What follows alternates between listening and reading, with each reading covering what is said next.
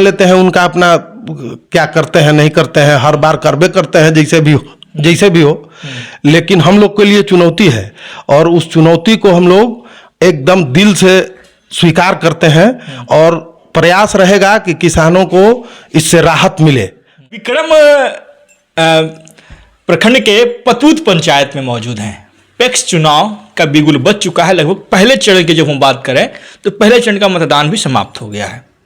अब जब हम बात करें दूसरे और तीसरे चरण की जब हम बात कर लेते हैं तो लगातार जो तमाम जो प्रत्याशी हैं अपने तरफ से जो मेहनत है वो कर रहे हैं। उसके बाद चुनावी जो सरगर्मी, जो पैक्स की जब हम बात करते हैं, सहकारिता की जब हम बात करते हैं, सहकारिता किसानों के विकास के लिए बनाया गया था। उनका विकास कैसे होगा, किसानों के विकास के लिए कैसे पैक्स काम करेगी, सहकारिता काम करेगी, उसी को लेकर पैक्स का गठन किया गया था।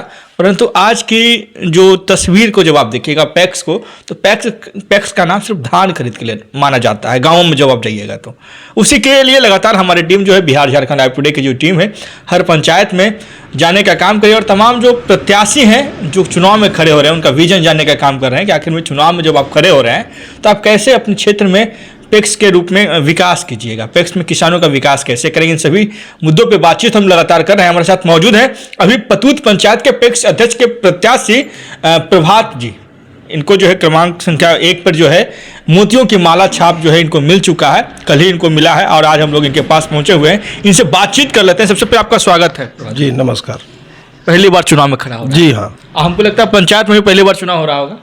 नहीं, दूसरी बार है ये। दूसरी बार? हाँ, पिछले बार भी चुनाव हुआ? हाँ, पिछली बार चुनाव हुआ था। एक पतूत के प्रत्याशी थे गौतम भाई, वही नामांकन दिए थे, चुनाव हार गए थे वो बेचारे। अच्छा। अभी वर्तमान में पैक्स अध्यक्ष कौन है? सुदर्शन सिंह। सुदर्शन सिंह इसी गांव के हैं? जी हाँ, अपने ही परिवार के हैं। अच्छा। आगे घर है उनका। अच्छा, तो ये बताइए कि आप भी इस जगह के अभी पैक्स के सदस्य के रूप में रहे हैं, लगातार यहाँ के किसान हैं, खेती उती करते होंगे, क्या विकास कार्य हुआ उनके द्वारा? आप लोग तो जानते होंगे, विकास कुछ किए होंगे तो। साल में एक बार धान लेने के सिवाय और तो कुछ विकास है नहीं।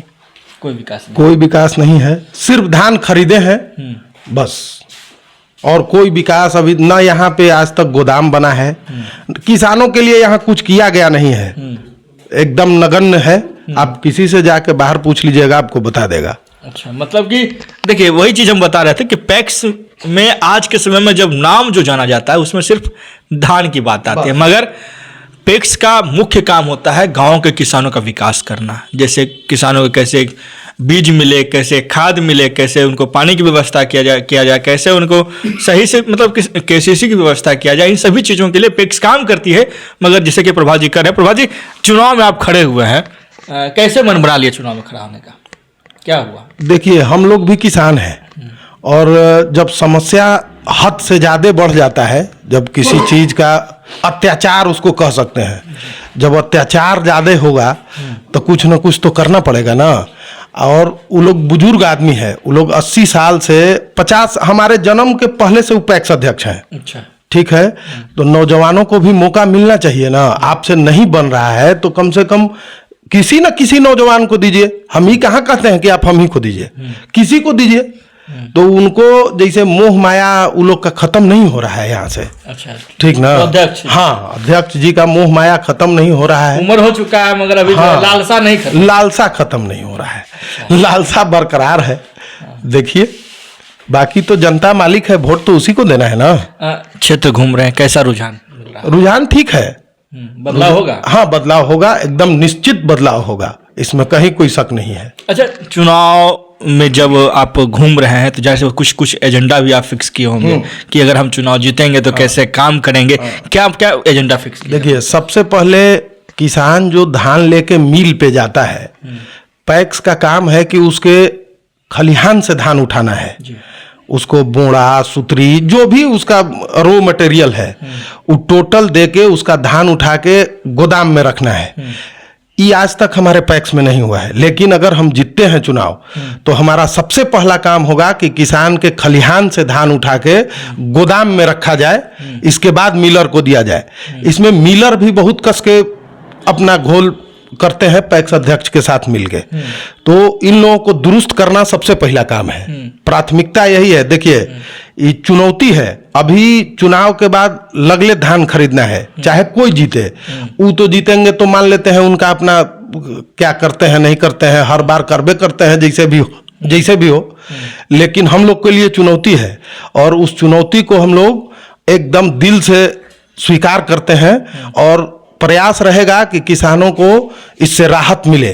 कोई किसान गाड़ी लेके जाके मिलर के पास खड़ा नहीं रहेगा, इसकी गारंटी है। अच्छा, हाँ, मतलब कि जो समस्या होगा उसका समाधान। हाँ, समाधान किया जाएगा। खाद बीज का समस्या है, न अभी तक किसी भी किसान के पास न खाद है न बिया है।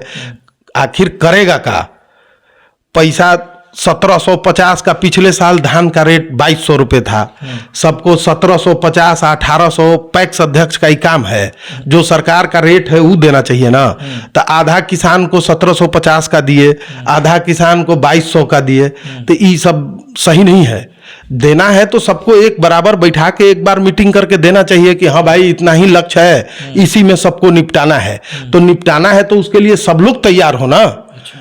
आपके कहने से कि जो आपका नजदीकी है उसको आप दे दीजिए 2200 का रेट, जो आपसे नाराज है उसको आप 1700 का रेट दीजिए, ये ठीक नहीं है।